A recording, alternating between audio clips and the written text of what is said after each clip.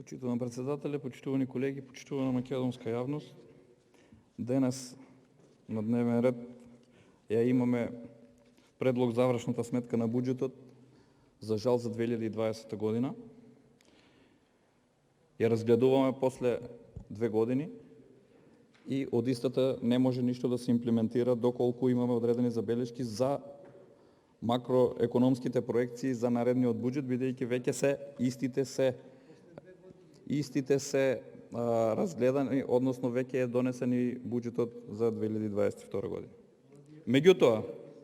Меѓутоа, овој предлог на завршна сметка е сликата која што ние зборувавме и при носење на буџетите за 2021 година, за 2022 година и на ребалансите, ја отсликува сликата која што и тогаш ја потенциравме, но парламентарното мнозинство не сакаше да ја слушне, односно немаше слух по однос на нашите барања и амандмани во однос на подобрување на условите за живење на сите граѓани во Република Македонија. За 2020 година буџетот и реализацијата со оваа завршна сметка се гледа дека е година на пропаст. Не е година за која што се најавуваше дека ќе имаме економски раст, дека ќе имаме просперитет и дека ќе имаме развојни програми. Од ова немаме ништо. Зошто? Бидејќи во самата завршна сметка е предвидено, односно е потенцирано дека имаме реален пад на бруто домашниот производ од 4,5, но ова го демантира Државниот завод за статистика, кој што заклучно за 2020 година потенцира дека имаме реален пад од 6,1%. Ако ги разгледаме процентите за пад на бруто домашниот производ во соседството, ќе видиме дека ние сме дефинитивно на дното по однос на реализација и просперитет, односно подобрување на стандардот на живење на граѓаните, бидејќи во соседна Србија сме имале 0,9% пад, во Република Бугарија 4,4, во Романија 3,9, во Босна 3,2, во Словенија 4,2. Ние сме, можеме да кажеме, рекордери во однос на падот според Државниот завод за статистика од 6,1%. Но сето ова произлегува од сите претходно направени проекции за самиот буџет и неговата реализација. Ако ја разгледаме расходната страна, ќе видиме според реализацијата дека во однос на расходите најголеми учество има во буџетот Министерството за труд и социјална политика, меѓутоа после тоа доаѓаат 16,1% земаат стоките и услугите, потоа 14,7% отплата на главнина, па субвенциите и трансферите.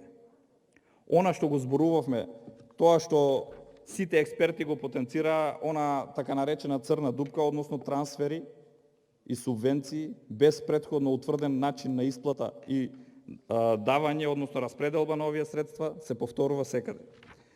И овде сакам да потенцирам одредени ставки за кои што лично барав кај тогаш заменик министерот и министерот да се интервенира, бидејќи немаме никакво подобрување во однос на правосудниот систем и во ова предлог завршна сметка во однос на распределбата на средствата и расходите на Министерството за правда имаме следна состојба.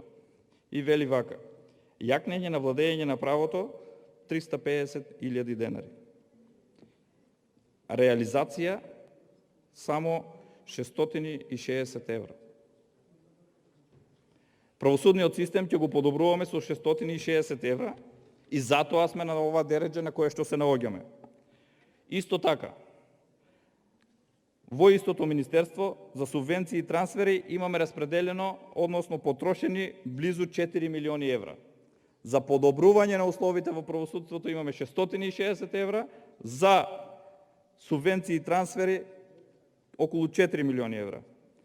Згора на тоа, во јавното обвинителство, така нареченото фамозно јавно обвинителство СЈО, имаме потрошени 650 милиони евра.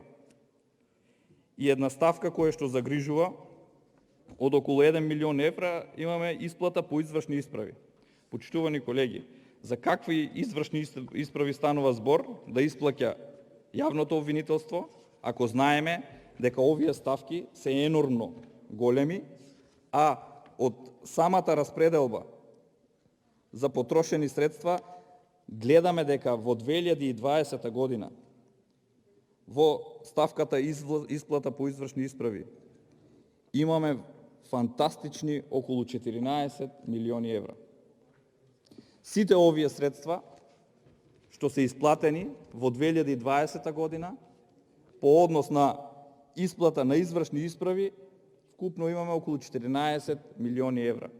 Почитувани колеги, почитувана македонска јавност, ова е знак дека носителите на функциите несоодветно си ја вршат својата работа, односно имат свој допринос во однос на вакви извршни исправи, а тоа може да биде под предпоставки и договор со одредени правни и физички лица во однос на испомпување на средства од буџетот на Република Македонија.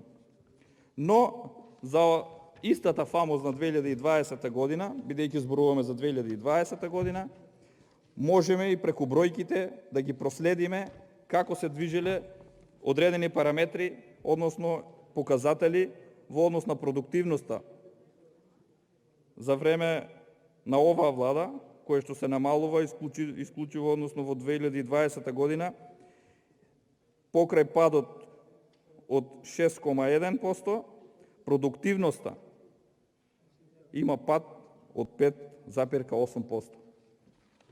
Ова се показатели кои што се рефлектираат и во однос на проектирање на макроекономските политики за наредниот буџет, кои што со самата основа се поставени на погрешни темели. Исто така трошоците за труд по единица производ интензивно растеле, односно повеќе од двојно, во однос на растот на бруто платата е интензивен и со тоа продуктивноста се намалува, и ако ја земеме 2020 година со продуктивност од минус 5,8, просечната номинална бруто плата по вработен имаме пораст од само 8,3.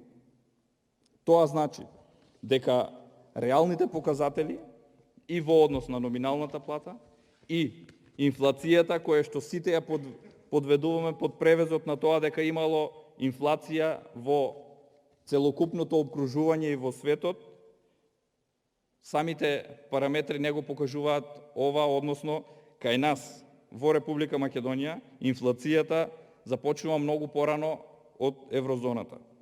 Односно не е само увезена, туку е продукт на грешките политики кои што се воделе, односно имаме раст на цената на електричната енергија уште при завршување на изборите во 2020 година, бидејќи претходно не смееше да се зголеми од популистички побуди. Потоа има зголемување на акцизата на нафтените деривати во април 2021 година и кумулативно, ако земеме со конкретните покачувања на целокупното работење во однос на нафтените деривати, ги гледаме шоковите кои што се случуваат од час во час. Сето ова е производ на вакви политики кои што ги заснова ова парламентарно мнозинство и извршна власт. Меѓутоа, можно пренесување на растот на трошоците за труд по единица производ, исто така гледаме дека во 2020 година е најголем.